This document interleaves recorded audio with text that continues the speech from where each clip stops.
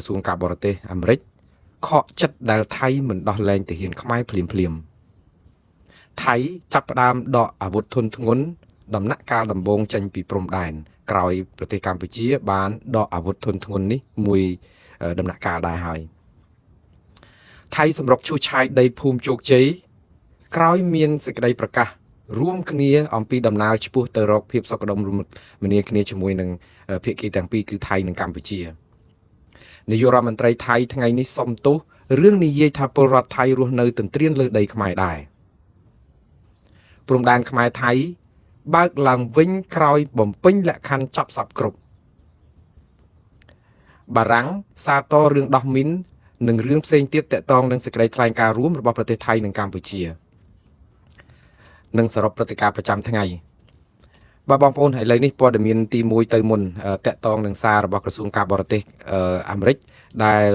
បង្ហាញបង្កប់នៅនៃខកចិត្តដែលថៃមិនព្រមដោះលែងទាហានខ្មែរទាំង18នាក់ភ្លាមដោយអ្វីដែលមានចុះនៅក្នុងកិច្ចសេចក្តីប្រកាសរួមកាលពីនៅឯទីក្រុងកូឡាឡុំពួរប្រទេសម៉ាឡេស៊ីដែលមានអាមេរិកជាអធិបតីហើយនឹងមានប្រទេសម៉ាឡេស៊ីជាអ្នកសម្របសម្រួលបាទហើយសេចក្តីប្រកាសឬក៏ថ្លែងការណ៍រួមនេះមែនតើទៅមិនមែនជាកិច្ចព្រមព្រៀងសន្តិភាពទេក៏ប៉ុន្តែមានចំណុចមួយចំនួននិយាយអំពីការដោះលែងទាហានខ្មែរភ្លាមតាក់ទងនឹងពេលដែលចុះហត្ថលេខានេះរួចដែរអានេះអ្វីដែលសហរដ្ឋអាមេរិកបង្ហាញបង្កប់សារមួយនៅក្នុងសេចក្តីថ្លែងការណ៍ឬក៏ថាការដកស្រង់មតិរបស់មន្ត្រីជាន់ខ្ពស់នៃក្រសួងការបរទេសអាមេរិកតាមរយៈសារព័ត៌មានអាមេរិកមួយគឺឈ្មោះថា The Reuters សារព័ត៌មាន The Reuters នេះក៏បានចុះផ្សាយនៅថ្ងៃទី28ខែតុលានេះដោយបានដកស្រង់ប្រសាសន៍របស់មន្ត្រីជាន់ខ្ពស់នៃក្រសួងការបរទេសអាមេរិកដោយសុំមិនបញ្ចេញឈ្មោះប្រហែលជាមន្ត្រីនេះមិនចង់បង្ហាញអំពីការខកចិត្តនឹងជាសាធារណៈឲ្យថៃឮដឹងព្រោះថៃជាសម្ព័ន្ធមិត្តដ៏ជិតស្និទ្ធនៅក្នុងសន្ធិសញ្ញាផងជាមួយនឹងអាមេរិកនិយាយទៅគឺចំនួនខ្មែរថៃនេះកម្ពុជារៀងឯកោបន្តិចដោយសារតែយើងមានទំនាស់គ្នាជាមួយនឹងភាគីមួយដែលមានបងធំនៅពីក្រោយដែរគឺសហរដ្ឋអាមេរិកនៅជាសម្ព័ន្ធមិត្តរបស់ថៃដូច្នេះអ្វីវារៀងលំអៀងទៅថៃច្រើនដែរនៅក្នុងការសម្រេចអីសពបែបយ៉ាងនឹងដែលយើងមើលកន្លងមកហើយខ្ញុំនឹងបញ្យល់លម្អិតទៀតថាលំអៀងយ៉ាងម៉េចក៏ប៉ុន្តែយើងឃើញការដុតដៃដុតជើងរបស់សហរដ្ឋអាមេរិកមិនតិចដែរនៅក្នុងការដែលយ៉ាងហោចណាស់ដោយសារតែមានអន្តរាគមពីអាមេរិកហ្នឹងគឺមានបទឈប់បាញ់ម្ដងថ្ងៃ28ខែកក្កដាឆ្នាំ2025ហើយមានបទឈប់បាញ់នឹងកិច្ចព្រមព្រៀងឬក៏ថាការព្រមព្រៀងគ្នាម្ដងទៀតថ្ងៃ7ខែសីហាមាន13ចំណុចរហូតដល់ចុងក្រោយទៀតនេះក៏មានជាការធ្វើបង្ក្រប់កិច្ចឬក៏ដូចថាជានិមិត្តរូបឧបកិច្ចដើម្បីឲ្យមានការព្រមព្រៀងគ្នាថាឈប់បាញ់ទៀតទៅលើកទី3ដោយមានវត្តមានរបស់លោកប្រធានាធិបតីសហរដ្ឋអាមេរិក Donald Trump ផងដែលគាប់ជួននឹងដំណើរទស្សនកិច្ចរបស់លោក Donald Trump ទៅចូលរួមកិច្ចប្រជុំកំពូលអាស៊ាននៅឯទីក្រុងកូឡាឡុំពួរប្រទេសម៉ាឡេស៊ីហើយបើតាមអ្វីដែលសារព័ត៌មាន Reuters ដកស្រង់នេះថាមន្ត្រីជំនាញរបស់ឬក៏ថាមន្ត្រីជាន់ខ្ពស់របស់ក្រសួងការបរទេសអាមេរិកនេះមិនមែនតែម្នាក់ទេគឺច្រើនអ្នកមានមតិស្របគ្នាថាអ្វីដែលសហរដ្ឋអាមេរិករំពឹងទុកបាទអ្វីដែលសហរដ្ឋអាមេរិករំពឹងទុកគឺថាទាហានខ្មែរទាំង18នាក់ត្រូវដោះលែងភ្លាមក្រោយចុះហត្ថលេខានៃសេចក្តីប្រកាសរួមនឹងសេចក្តីប្រកាសរួមនៅទីក្រុងកូឡាឡុំពួរនឹងនេះគឺជាអ្វីដែលសហរដ្ឋអាមេរិកគេរំលឹកគេប្រាប់ថាការរំពឹងទុករបស់យើងគឺត្រូវតែមានដំណើរការមួយដែលត្រូវធ្វើភ្លាមព្រោះយោងតាមអ្វីដែលជាការបដិញ្ញាទាំងអស់គ្នារវាងភាគីថៃនិងកម្ពុជានៅក្នុងសេចក្តីប្រកាសរួមនៃទីក្រុងកូឡាឡុំពួរដែលទាហានខ្មែរទាំង18នាក់ត្រូវដោះលែងភ្លាមក្រោយចុះហត្ថលេខាសាររបស់មន្ត្រីជាន់ខ្ពស់របស់ក្រសួងការបរទេសអាមេរិកនេះមិនបានបញ្ជាក់ថាក្រសួងការបរទេសអាមេរិកសម្ដែងការខកចិត្តយ៉ាងខ្លាំងឬក៏យ៉ាងណាទេក៏ប៉ុន្តែភាសាការទូតគឺមានន័យគ្រប់គ្រាន់ថាភាគីអាមេរិកដូចជាអន់ចិត្តឬក៏ខកចិត្តហើយតកតងនៅក្នុងការដែលមិនព្រមដោះលែងទាហានខ្មែរឲ្យបានឆាប់ភ្លាមព្រោះអីអាមេរិកបាននិយាយថាពួកគាត់រំពឹងថាការដោះលែងហ្នឹងគួរធ្វើតាំងពីចុះហត្ថលេខារួចមកម៉េះព្រោះអត់មានអីលក្ខខណ្ឌអីទៀតទេបើតាមអាមេរិកយល់ក៏ប៉ុន្តែអ្វីដែលអាមេរិកមិនបានមើលឲ្យអស់ខ្ញុំនិយាយចឹងចុះ ព្រោះនេះគឺជាសារការទូតរបស់ភាសាអាមេរិកដើម្បីស្អំចិត្តប្រជាពលរដ្ឋខ្មែរផងស្អំចិត្តប្រជាពលរដ្ឋនៅលើពិភពលោកដែលយល់ថាឥទ្ធិពលរបស់អាមេរិកមានភាពអស្ចារ្យលើសលប់នៅក្នុងការសម្របសម្រួលប្រទេសទាំងពីរឲ្យឈប់បាញ់គ្នាហើយឈានទៅរកសុខសន្តិភាព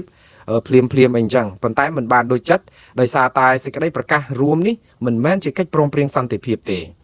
ហើយមិនមែនជាកិច្ចព្រមព្រៀងសន្តិភាពក៏មិនមានលក្ខខណ្ឌចងកំណត់អីច្រើនដែលភាគីទាំងពីរត្រូវអនុវត្តឲ្យបានជាដាច់ខាតដែរវាហាក់បីដូចជា MOU អញ្ចឹងវាដូចជាអនុសារណៈនៃការយោគយល់គ្នាគ្រាន់តែជាការសន្យាបដិញ្ញាថានឹងធ្វើនេះធ្វើនោះក៏ប៉ុន្តែបើមិនធ្វើក៏មិនមានទោសទណ្ឌឬក៏មិនមានបទបញ្ញត្តិណាមួយកំណត់ថាឲ្យភា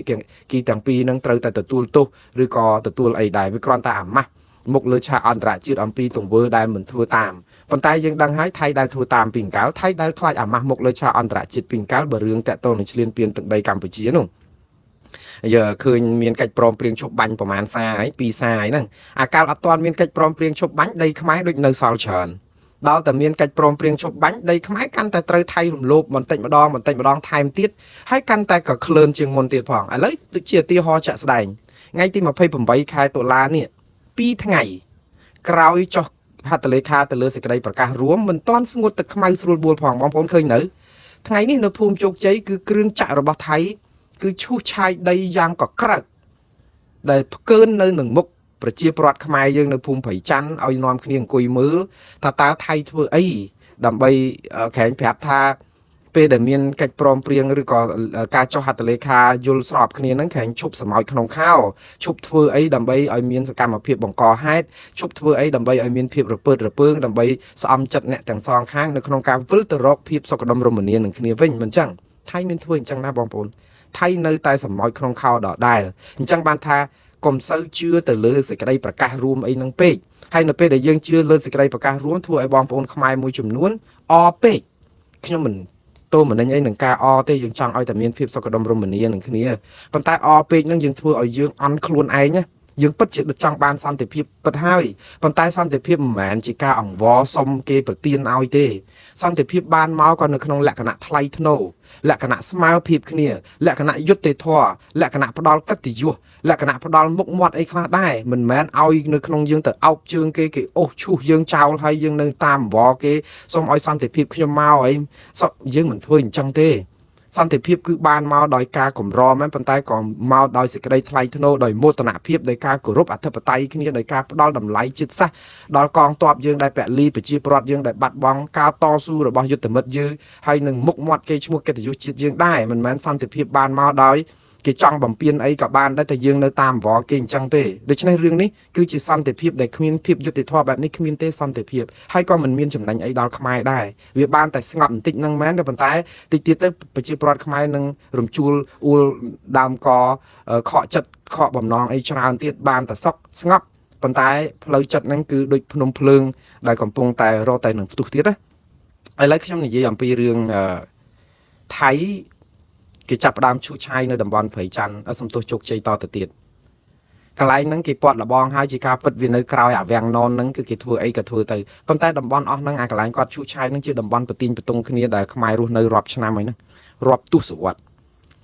ជាង3ទសវត្សរ៍ហើយបងប្អូនបើថៃអាសូរចិត្តកម្ពុជាក៏ថៃអត់ត្រូវការធ្វើអីទាំងអស់ម៉ោងនេះគឺថៃត្រូវនៅស្ងៀមចាំមើលជជែកគ្នាទៀតទៅប៉ុន្តែថៃប្រើល្បិចកលស្មោករោគគឺចំណេញនយោបាយថៃធ្វើបាបផ្លូវចិត្តកម្ពុជាគ្រប់បែបយ៉ាងនៅពេលដែលឃើញកម្ពុជាអត់តបតអីសោះហើយការដែលកម្ពុជាអត់តបតអីសោះឲ្យថៃបានចិត្តគ្រប់រឿងជាការពិតហើយយើងយកសុកក៏ប៉ុន្តែថៃកេងចំណេញនៅភាពដែលមិនតដៃហើយចាប់ផ្ដើមបំពេញដែនអធិបតេយ្យរបស់កម្ពុជាម្ដងហើយម្ដងទៀតម្ដងហើយម្ដងទៀតកម្ពុជាមកដល់ពេលនេះអត់ទាន់បានទៀមទាឲ្យថៃដកបន្លាលួសចេញវិញទេណាបងប្អូនចាំហើយនៅទីក្រុងកាឡាឡុំពួរនៅពេលដែលចប់កិច្ចជំនួបអាស៊ានធំគឺមានកិច្ចជំនួបផ្ទាល់រវាងនាយករដ្ឋមន្ត្រីខ្មែរលោកហ៊ុនម៉ាណែតជាមួយនឹងលោកអនុទិនច័ន្ទវរៈគុលជាទ្វេភាគីគឺឆ្លៀតឱកាសនៅក្នុងពេលដែលជួបប្រជុំធំអញ្ចឹងក៏ជួបទ្វេភាគីជាមួយលោកអនុទិនច័ន្ទវរៈគុលបងប្អូនដឹងគាត់ជជែកគ្នាពីរឿងអីទេអត់មានជជែកពីរឿងបើកទ្វារព្រំដែនឡើងវិញអត់មានជជែកពីរឿងដកបន្លាលួសអត់មានជជែកពីរឿងដកផ្ដាល់ដីនៅតំបន់ភ្នំទ្របឲ្យខ្មែរវិញឬក៏ប្រាសាទតាមាន់ធំរឿងអីហ្នឹងគឺអត់ទាំងអស់គឺជជែកតែមួយយ៉ាងទេគឺកម្ពុជារំលឹកថៃ ឲ្យដោះលែងទាហានខ្មែរទាំង8នាក់ជាបន្ទាន់នឹងអត់លក្ខខណ្ឌអីចឹងទៅឬក៏ថាភ្លាមអីចឹងមិនថាអត់លក្ខខណ្ឌនេះភ្លាមខ្មែរអត់ហ៊ានដាក់ពាក្យថាដោះលែងអត់លក្ខខណ្ឌនេះព្រោះអីគេមានលក្ខខណ្ឌរួចទៅហើយថាតើតែស្ថានភាពហ្នឹងវិលទៅរកសភាពដើមឬក៏ភ្លើងហ្នឹងដកអស់អីចឹងទៅបានគេព្រមអានេះថៃគេកំណត់លក្ខខណ្ឌយើងអត់កំណត់លក្ខខណ្ឌគេយើងទៅអង្វរគេឲ្យដោះលែងទាហានយើងព្រោះអីគេដាក់លក្ខខណ្ឌយើង4ចំណុចឲ្យយើងធ្វើយើងទៅតែធ្វើបាន1ចំណុចទេហើយ1ចំណុចហ្នឹងគឺទៅតែធ្វើបានត្រឹមតែដំណាក់កាលដំបូងទៅទៀតដូច្នេះតើពេលណាដែលកម្ពុជានឹងទទួលបានទាហានខ្មែរយើងទាំង18នាក់បងប្អូនអាចស្មានទុកបានទេថ្ងៃនេះលោកណាត់តភងណាផានិចដែលជារដ្ឋមន្ត្រីក្រសួងការពារជាតិថៃបានកំណត់ដំណាក់កាលដែលខ្មែរត្រូវអនុវត្តរយៈពេលយ៉ាងហោចណាស់6សប្តាហ៍អញ្ចឹងបងប្អូនអ្នកដែលរំពឹងថាទាហានខ្មែរនឹងត្រូវបានដោះលែងវិញត្រូវដូចថាសង្រួមចិត្តត្រូវរងចាំយ៉ាងហោចណាស់6សប្តាហ៍ទៅមុខទៀតអញ្ចឹងបានន័យថាម៉េចយ៉ាងហោចណាស់ក៏ត្រឹមពាក់កណ្ដាលខែ11ដែរមិនអញ្ចឹងហ៎បងប្អូនសុំទោសយ៉ាងហោចណាស់ក៏ត្រឹមពាក់កណ្ដាលខែ12ដែរគឺខែធ្នូព្រោះអីឥឡូវវាទៅតែខែដាច់ខែតុលាទៅហើយថ្ងៃ28 29ស្អែកនេះហើយអញ្ចឹងនៅពេលដែលពាក់កណ្ដាលមួយខែគឺវាបានតែ4សប្តាហ៍អញ្ចឹង4សប្តាហ៍ត្រឹមខែវិច្ឆិកានៅ2សប្តាហ៍ទៀតនៅខែធ្នូអញ្ចឹងរំពឹងថាយ៉ាងហោចក៏ដល់ថ្ងៃទី15អីឯណោះខែធ្នូបានទាហានថៃអាចនឹងដោះលែងអាចខ្ញុំអត់ប្រើពាក្យថាដោះលែងទេណាអាចនឹងដោះលែងទាហានខ្មែរទាំង18នាក់ហេតុអីបានអញ្ចឹងលោកណាត់តភងណាផានិចគាត់បាននិយាយថាកម្ពុជាហើយនឹងថៃហើយថ្ងៃនេះក៏មានឃើញយុទ្ធភូមិភាគយោធាយុទ្ធភូមិភាគ2របស់ថៃហើយនឹងយោធាភូមិយុទ្ធភូមិភាគ2របស់4កម្ពុជាហ្នឹងគឺបានជួបគ្នាជជែកអំពីការដកអាវុធធុនធ្ងន់ពីព្រំដែនថៃនឹងដែរព្រំដែនកម្ពុជាថៃនឹងដែរឥឡូវដំណាក់កាលទី1នេះយប់នេះគឺថៃគេចាប់ផ្ដើមដករថក្រោះខ្លះដែរហើយបងប្អូនអាការដករថក្រោះខ្មែរក៏ដករថក្រោះនេះគឺជានិមិត្តរូបទេជាការបង្ក្រប់កិច្ចមួយទេអត់ទាន់ជាដំណាក់កាលដកសពាវុធធុនហ្នឹងឬក៏ទាំងស្រុងបាននៅឡើយទេព្រោះអីដំណាក់កាលទី1ហ្នឹងគឺដកជារបៀបនិមិត្តរូបចឹងមានអ្នកសង្កេតការអាស៊ានជួយមើលទាំងសងខាងទាំងថៃឥឡូវថៃគេព្រមដករថក្រោះខ្លះវិញហើយយើងដករថក្រោះគេដករថក្រោះក៏ប៉ុន្តែបងប្អូនមានចាំទេថានៅជួរមុខហ្នឹងអត់មែនមានតែរថក្រោះទេគឺកំភ្លើងផ្លោងធុនច្រើនណាស់ខ្មែរក៏មាន BM21 នៅនឹងដែរមិនចាំទេ BM21 ខ្មែរដែលជាកញ្ជ្រួចវងហ្នឹងគឺថៃគេចោទប្រកាន់ថាយកទៅបាញ់ស្លាប់ជនស៊ីវិលគេមកកណោចូលនៅក្នុងដីថៃដោយឃើញមាន 7-Eleven ហាងសាំងឬក៏មន្ទីរពេទ្យអីផងគេយកធ្វើជាចំណុចមួយដែលថាខ្មែរយើងបាញ់បិទភ្នែកដើម្បីឲ្យស្លាប់ជនជាតិជនស៊ីវិលគេអីចឹងឥឡូវអាដំណាក់កាលនៅក្នុងការដកកញ្ជ្រួចវងហ្នឹងយកអត់ទាន់ឃើញទេអានេះអាចនៅក្នុងដំណាក់កាលទី2ឥឡូវដំណាក់កាលដករថក្រោះដកអីនេះជាដំណាក់កាលទី1ដំណាក់កាលទី2បើតាមអ្វីដែលលោកណាត់តភុនណាផនិចបានមានប្រសាសន៍នៅក្នុងការដកស្រង់របស់កាសែតថៃគឺនឹងចាប់ផ្ដើម3សប្តាហ៍ចាប់ពីនេះទៅអញ្ចឹងបងប្អូនរាប់បើយើងដកដំណាក់កាលទី1គឺ3សប្តាហ៍រាប់ទៅ3សប្តាហ៍ទៀតបានន័យថាចុងខែ11ឯណោះទើបបានចប់ដំណាក់កាលទី2អញ្ចឹងដំណាក់កាលទី3គឺត្រូវ3សប្តាហ៍តទៅទៀតអញ្ចឹងតតែពាក់កណ្ដាលខែធ្នូទើប